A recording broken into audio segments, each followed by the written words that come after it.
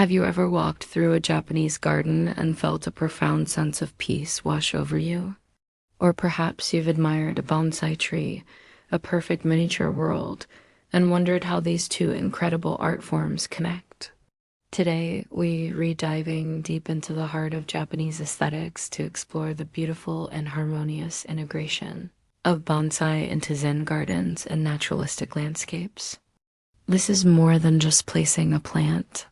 It's about creating a living, breathing story. So, what exactly is a Japanese garden? It's not just a collection of pretty plants. It's a carefully crafted space that captures the essence of nature. Think of it as a three-dimensional painting you can walk through. The core principles are things you've probably heard of: asymmetry, simplicity, and a deep reverence for the natural world. Every rock, every stream, every plant is placed with intention, creating a balanced, yet imperfect, scene that invites quiet contemplation. The goal is to evoke a feeling, a mood, a sense of tranquility. It's about finding beauty in what's natural, weathered, and even a little bit wild. Now, let's bring bonsai into the picture. A bonsai tree is often called a living sculpture. It is an ancient art form where a tree is carefully trained and pruned over many years to represent a mature, full-size tree in miniature. But it's not just about making a tree small. It's about capturing its spirit, its struggle against the elements, and its graceful aging process. Each bonsai tells a story of resilience and time. You can see the wind in its branches and the strength in its trunk. It's a microcosm of nature's grandeur, all contained within a single pot. So, how do these two art forms, the expansive garden and the miniature tree, come together? It's a match made in aesthetic heaven. The principles that guide the creation of a Japanese garden are the very same ones that guide the shaping of a bonsai. Both celebrate asymmetry, the beauty of empty space, and the feeling of wabi-sabi, finding beauty in imperfection and transience. When you place a bonsai within a Japanese garden, you're not just adding another plant. You're adding a focal point, a concentrated piece of nature that echoes the larger landscape around it. Let's get specific and talk about Zen gardens, also known as karasansui or dry landscape gardens. You've seen them, those serene spaces with raked gravel or sand and carefully placed rocks.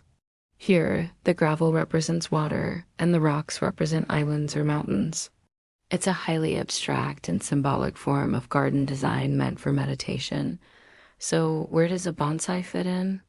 A single, masterfully styled bonsai placed in a Zen garden can be incredibly powerful.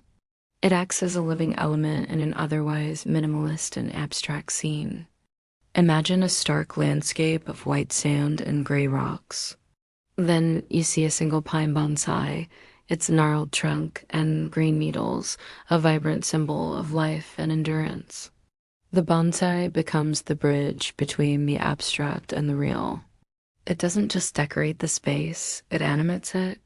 It can represent a lone tree on a distant mountain peak or a resilient pine growing on a rocky coastline, reinforcing the symbolic story the garden is trying to tell. The key here is restraint. One or two exceptional bonsai are far more impactful than a crowd of them. It's about creating a single, powerful point of focus for meditation. Now let's move from the abstract to the lush and green, the naturalistic Japanese garden. These gardens, often called chanua or tea gardens, are designed to look like an idealized version of a natural landscape. They have winding paths, moss-covered lanterns, gentle streams, and a variety of plants that create a sense of walking through a mountain forest. The goal is to create a journey, a sense of discovery as you move through the space. In this setting, bonsai are integrated in a totally different way.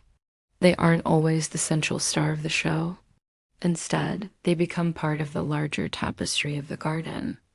A collection of bonsai might be displayed on a simple wooden shelf along a pathway, inviting you to pause and admire each miniature world up close. Or a single, larger bonsai might be placed near a veranda or an entryway, acting as a welcome and a preview of the natural beauty within. It can be used to frame a view or to add a touch of refined artistry to a rustic scene. For example, a delicate maple bonsai with brilliant autumn leaves can be placed to catch the afternoon sun, its colors echoing the larger maple trees in the garden. Or a moss-covered rock bonsai could be nestled near a water basin, making it look as if it has been there for centuries, a natural part of the scenery. The integration is seamless. The bonsai complements the garden, and the garden provides the perfect backdrop for the bonsai. It's a conversation between the macro and the micro, the grand landscape and its miniature counterpart. So, how can you apply these principles in your own space? Even if you don't have a sprawling Japanese garden, it's all about intention. If you have a patio or balcony, think of it as your canvas. Create a mini Zen garden with a small tray of sand, a few interesting stones, and one perfect bonsai. Rake the sand, contemplate the form of the tree, and you've created your own personal space for tranquility. The bonsai becomes the living heart of your miniature landscape. Or if you have a more traditional garden, think about placement. Don't just line up your bonsai on a bench. Create a special nook for them. Place a beautifully aged juniper bonsai where it can be seen from a window so you can enjoy it from indoors and out. Group a few smaller trees on a rustic table under a larger tree, creating a multi-layered scene. Use the principles of asymmetry and focal points. Let your bonsai tell a story within the context of your garden. The key is to create a relationship between the bonsai and its surroundings.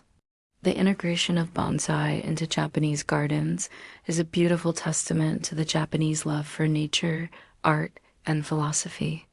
It teaches us to see the world differently, to appreciate the grand scale of a landscape and the intricate detail of a single tree.